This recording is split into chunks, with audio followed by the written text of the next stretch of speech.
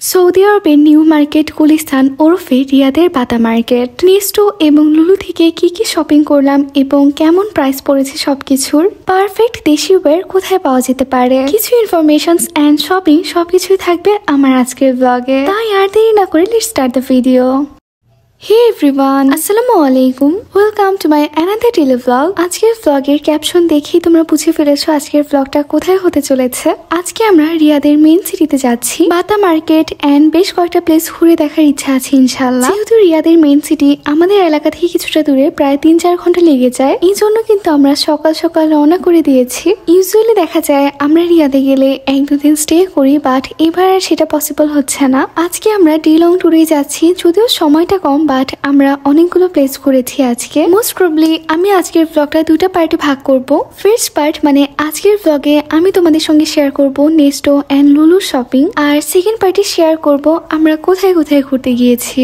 Already কিন্তু আমরা বাটা মার্কেটে চলে এসেছি। বাটা মার্কেটকে রিয়াদের গুলিস্তান বললেও হয়তো বা ভুল হবে না, কজ লিটারেলি আমি বাটা মার্কেটে আসলে বাংলাদেশের গুলিস্তান নিউ মার্কেটের একটা ফিল পাই। কজ এখানকার অধিকাংশ মানুষই হচ্ছে বাংলাদেশি, ইন্ডিয়ান, পাকিস্তানি, ফিলিপিনি, মানে আমাদের এশিয়ান মানুষজন। ফুটপাতের দোকান, পাইকারি সব থেকে শুরু করে ভালো ব্র্যান্ডের শপও কিন্তু এই বাটা মার্কেটে অ্যাভেলেবেল আছে। ফার্স্টে আমরা চলে যাচ্ছি নেস্টোতে, এন্ড যাওয়ার পথে বেশ কয়েকটা স্ট্রিট শপ চোখে পড়লো আমাদের। একদম হুবহু আমাদের বাংলাদেশের গুলিস্তান নিউ মার্কেটের মতো এখানেও কিন্তু ফুটপাতে কেনা বেচা হচ্ছে। আর এখানকার প্রোডাক্ট যে খারাপ হবে এমনটা কিন্তু না, তোমরা যদি বেছে নিতে পারো এখান থেকে কিন্তু ভালো প্রোডাক্ট খুঁজে পেতে পারো। রিয়াদের বাটা মার্কেটে আসলে আমার কাছে মনে হয় যে আমি হয়তোবা বাংলাদেশেই চলে এসেছি। আশেপাশে যেদিকেই দেখাচ্ছি সব আমার নিজের দেশের মানুষ। আমরা নেস্টোতে পৌঁছাতে পৌঁছাতে অলরেডি জুম্মার নামাজ কমপ্লিট হয়ে গিয়েছে। নেস্টো, লুলু, বাটা মার্কেট, এই মার্কেটগুলো দেখা যায় সম্পূর্ণ উইকে অনেক মানুষের ভিড় থাকে। যেমনটা বলেছি এশিয়ান এরিয়া, এই জন্য ক্রাউডটা একটু বেশি এখানে। আর স্পেশালি যেহেতু আজকে ফ্রাইডে, সবারই মোটামুটি ছুটি আছে আজকে। অনেকে হয়তোবা আমাদের মতো দূর থেকে বেড়াতে এসেছে, শপিং করতে এসেছে, দেশের জন্য শপিং করতে এসেছে। আবার অনেকেই হয়তোবা আজকে ছুটির দিনে বাজার করতে এসেছে। ফার্স্টে আমরা চলে এসেছি ইলেকট্রনিক্স এন্ড কুকারিজের সেকশনে। মামুনি একটা গ্যাস স্টোভ কিনতে চাচ্ছিল, বাট এখানে হচ্ছে সব ইলেকট্রনিক স্টোভ অ্যাভেলেবেল আছে, এই জন্য এটা আর কেনা হলো না, বরং মামুনি একটা ফ্রাই প্যান কিনেছে এখান থেকে। তারপর আমার কাজিনের জন্য একটা স্কুল ব্যাগও নেওয়া হয়েছে। নেস্টো হচ্ছে এমন একটা হাইপার মার্কেট যেখানে কিনা সব রকমের প্রোডাক্ট অ্যাভেলেবেল আছে। মোবাইল ফোন, ব্লেন্ডার, টর্চ কিংবা যে কোনো রকমের ইলেকট্রনিক আইটেম থেকে শুরু করে গ্রোসারি আইটেম, চকলেট, চায়না মাছ, ব্ল্যাঙ্কেট, জামা কাপড় থেকে শুরু করে সবকিছু অ্যাভেলেবেল আছে। এই চায়না মাছটা দেখো কি সুন্দর না, মামুনি এখান থেকে একটা মেরুন কালারের চায়না মাছ কিনেছে। নেস্টোতে আসলে যে জিনিসটা অনেক বেশি ভালো লাগে সেটা হচ্ছে সবসময় দেখা যায় কেউ না কেউ দেশে যাওয়ার জন্য এখানে শপিং করতে আসে। অনেক সময় দেখা যায় ভিডিও কল দিয়ে বাসায় কথা বলে, কিংবা ভিডিও কলে বাসায় দেখায় যে তোমাদের কোনটা কার পছন্দ, তোমাদের জন্য কি কি কিনবো। এই ব্যাপারটা অনেক বেশি ভালো লাগে, কজ আমরা নিজেরাও ব্যাপারটা রিলেট করতে পারি। বাবা যখন বাংলাদেশে যায় তখন মানে ওই মোমেন্টের মতো খুশি হয়তো বা সারা বছরে অন্য কোনো সময় আমরা হই না। বাই দ্য ওয়ে, নেস্টোর লাগেজের কালেকশনও কিন্তু অনেক ভালো। আমাদের নেস্টো থেকে প্রায় 3-4টা লাগেজ কেনা হয়েছে পর্যন্ত। এবার আমরা ড্রেসের সেকশনে চলে এসেছি, যদিও আজকে আমাদের তেমন কোনো শপিং এর প্ল্যান নেই। মেইনলি আজকে আমরা ঘোরাফেরা করার জন্য এসেছি, আর যদি কিছু পছন্দ হয়ে যায় টুকটাক শপিং করব। নেস্টোতে কিন্তু আমাদের দেশি যে পোশাকগুলো, যদিও এগুলো হচ্ছে একদম অরিজিনালি ইন্ডিয়া থেকে আনা হয়, আর নেস্টো নিজেও কিন্তু একটা Indian brand. 3 piece kameez, 1 piece skirt, অনেক কিছু অ্যাভেলেবেল আছে এখানে। আর সেই সঙ্গে ক্যাজুয়াল টি শার্ট, জ্যাকেট এগুলো তো থাকবেই। নেস্টোতে অন্যান্য জিনিসের প্রাইস কম হলেও ড্রেসের প্রাইস কিন্তু অনেকটাই বেশি। স্পেশালি আমাদের দেশীয় যে ড্রেসগুলো আছে, কামিজ, 3 পিস, এগুলো অনেক এক্সপেন্সিভ হয় এখানে। যদিও কিছু আছে কম প্রাইসের মধ্যে, বাট সেগুলো ডিজাইন সত্যি বলতে তেমন একটা ভালো লাগে না। কিছু টি শার্টের কালেকশনও দেখলাম, যদিও বেশ ভ্যারাইটি রকমের কালেকশন আছে, বাট আমার কাছে পছন্দ হচ্ছে না তেমন একটা। টি শার্ট, জগার্স এগুলো আমি সেন্টার পয়েন্ট, সিটি ম্যাক্স কিংবা রেড ট্যাগ থেকে কেনাটাই প্রেফার করি। লাস্টের পিঙ্ক টি শার্টটা আমার কাছে ভালো লেগেছিল, বাট ওটা অনেকটাই বড় সাইজের ছিল, আর আনফর্চুনেটলি আমার সাইজটা অ্যাভেলেবেল হচ্ছিল না। মানে একে তো আমার সহজে কিছু পছন্দ হয় না শপিং মলে আসলে, আর যেটা পছন্দ হয়েছে সেটারও সাইজ নেই। এই হোয়াইট অ্যান্ড ব্লু ড্রেসটা দেখে ভালো লাগছিল, বাট আমি জানি এতটা লং ড্রেস আমার পরা হবে না। এই দিকটাতে দেখলাম বেশ ভালো 1 পিসের কালেকশন আছে, কিন্তু শুধু চোখে ভালো লাগলো আর কিনে নিয়ে গেলাম, ব্যাপারটা তো এমন না, আমাকে পরতেও হবে, আর আমি জানি আমি এগুলো পরবো না। এই জন্য অকারণে কিনে লাগেজের ওয়েট ভারী করতে চাচ্ছি না। একদমই টুকটাক শপিং করা হয়েছে আমাদের, বাট এইটুকু শপিং করতে কিন্তু প্রায় 1.5 ঘন্টা লেগে গিয়েছে আমাদের। শপিং মলে ঢুকলে কোন দিক দিয়ে যে টাইম চলে যায় নিজেরাও বুঝতে পারি না। অলরেডি দুপুর 1:45 বেজে গিয়েছে। আমরা ভাবলাম এখন আমরা সরাসরি লুলুতে চলে যাব, কজ আমাদের হাতে সময় খুবই কম আর আমরা একটা সেকেন্ডও নষ্ট করতে চাচ্ছিলাম না। নিস্টো আর লুলু খুবই কাছাকাছি, রাস্তার এপার আর ওপার। আমাদেরকে শুধুমাত্র ফুট ওভার ব্রিজটা পার হতে হয়েছে। আজকের ব্লগটা হয়তো বা অতটা গোছালো হবে না, কজ আমি খুবই অল্প অল্প ক্লিপস নিয়েছি। আসলে কোথাও বেড়াতে গেলে আমার মেইন পারপাস থাকে আমি ঘুরবো, এনজয় করব। আর যেহেতু সবসময় মোবাইলটা হাতেই থাকে, এই জন্য ভাবি অল্প কিছু ক্লিপস নিয়ে তোমাদের সঙ্গে ব্লগ শেয়ার করব। বাতা মার্কেটে আসলে আমার ছোটবেলার অনেক মেমোরিজ মনে পড়ে যায়, কজ ছোটবেলায় যখন লুলুতে আসতাম তখন অন্যরকম একটা মাইন্ডসেট থাকতো, আর এখন হচ্ছে অন্যরকম ভাবে। লুলুর গ্রাউন্ড ফ্লোরে কিন্তু মালাবার সহ বেশ কয়েকটা গোল্ডের শপ রয়েছে। যদিও আজকে আমরা কোনো গোল্ড শপিং করছি না, তবুও একটু দেখে যাই কোনো কালেকশন ভালো লাগে কিনা।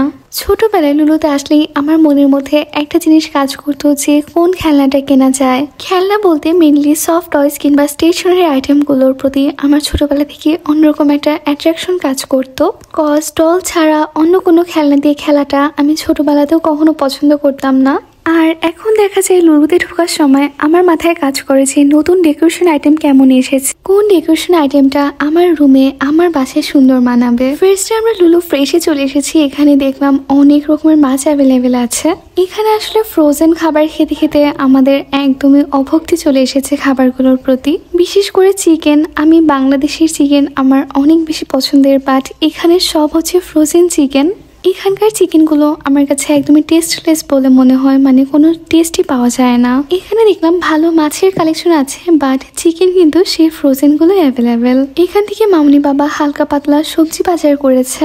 আমাদের সুলাইলের তুলনায় কিন্তু রিয়াদের সবজির প্রাইস অনেকটাই কম অ্যান্ড বেশ টাটকা সবজি পাওয়া যায় এখানে। বাট যেহেতু আমরা এখান থেকে সরাসরি ঘুরতে যাবো, এই জন্য মামনি বাবা বেশি একটা সবজিও কিনতে পারেনি, অল্প কিছু জিনিস কিনেছে।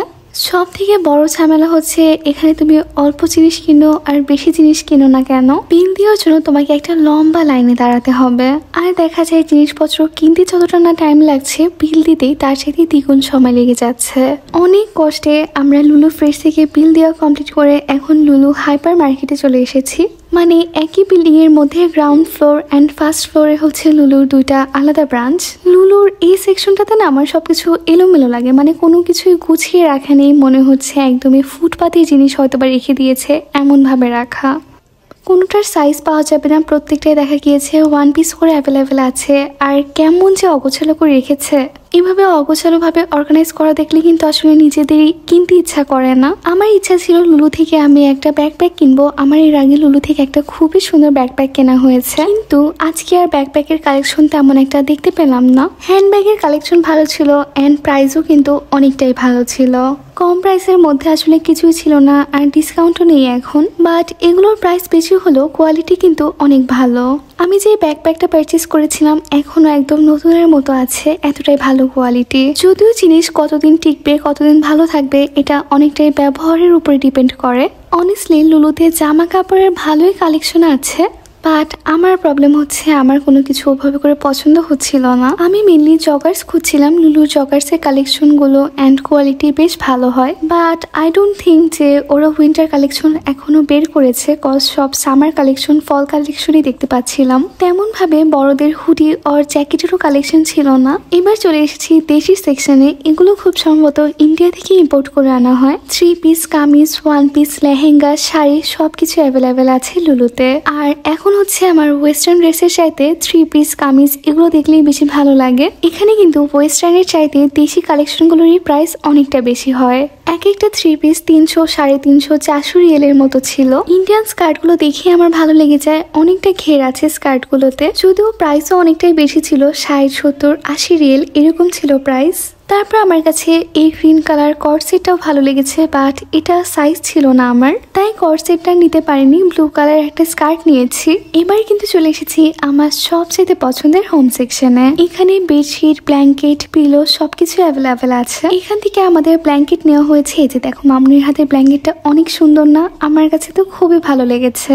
আর প্রাইসগুলো মোটামুটি রিজনেবলই ছিল, 40, 55 রিয়েল এরকম ছিল প্রাইসগুলো। প্রাইসটা হচ্ছে সাইজের উপর ডিপেন্ড করে, আমরা বড় সাইজের গুলো নিয়েছি। এই দিকটাতে কার্পেট, চায়নামাজ আরো অনেক কিছুর কালেকশন ছিল। লুলু হচ্ছে এমন একটা মার্কেট যেখানে অনায়াসে 4-5 ঘন্টা কাটিয়ে দেওয়া যেতে পারে, কিন্তু আমাদের হাতে আজকে সময় একটু কম আর আমরা খুবই তাড়াহুড়োর মধ্যে ছিলাম। এখান থেকে মামুনির কয়েকটা প্লেট পছন্দ হয়, বাট কি বলবো তোমাদেরকে দুঃখের কথা, প্লেটগুলো দেখতে খুবই সুন্দর বাট এই প্লেটগুলো থেকে খুবই বাজে একটা স্মেল আসছিল।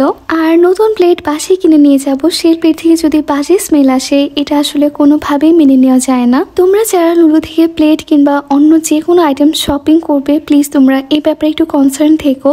এখান থেকে মামুনি বাবা একটা ওয়াফেল মেকার কিনেছে। আমরা আসলে অনেকক্ষণ ধরে ওয়াফেল মেকার খুঁজছিলাম। মামুনি হচ্ছে 3-in-1 যেটা আছে, একসঙ্গে ওয়াফেল, স্যান্ডউইচ সবকিছু মেক করা যায় সেটা নিতে চাচ্ছিল, কিন্তু আমরা লুলুতে আর সেটা খুঁজে পাইনি। পরে আয়ান আমাদেরকে দেখিয়ে দিল যে বোন দেখো এখানে ওয়াফেল মেকার আছে। পরে ভাবলাম যে 3-in-1 না পাই, যেটা পেয়েছি আপাতত এটাই নিয়ে যাই, কস্ট প্রাইসও অনেক কম ছিল। স্যান্ডউইচ মেকার হয়তো বা ইনশাল্লাহ পরবর্তীতে আমরা অনলাইনে অর্ডার করে দিব। লুলু থেকে বের হতে হতে আমাদের বিকাল 4:30 বেজে যায়, এখনো কিন্তু অনেক মানুষের ভিড়। এখান থেকে এখন আমরা সরাসরি সালাম পার্কে যাব। তারপরে আর একটা বড় মল আমাদের ভিজিট করা হয়েছে, সেটা আমি তোমাদের সঙ্গে ইনশাল্লাহ নেক্সট ব্লগে শেয়ার করব। বাই দ্য ওয়ে, আজকের ব্লগে কিন্তু আমাদের একটা ইম্পর্টেন্ট পার্ট মিস হয়ে গিয়েছে। তোমরা যদি কেউ বুঝে থাকো আমাকে কমেন্ট করে জানাবা। ইনশাল্লাহ দেখা হচ্ছে নতুন ব্লগে। Till then take care, bye by.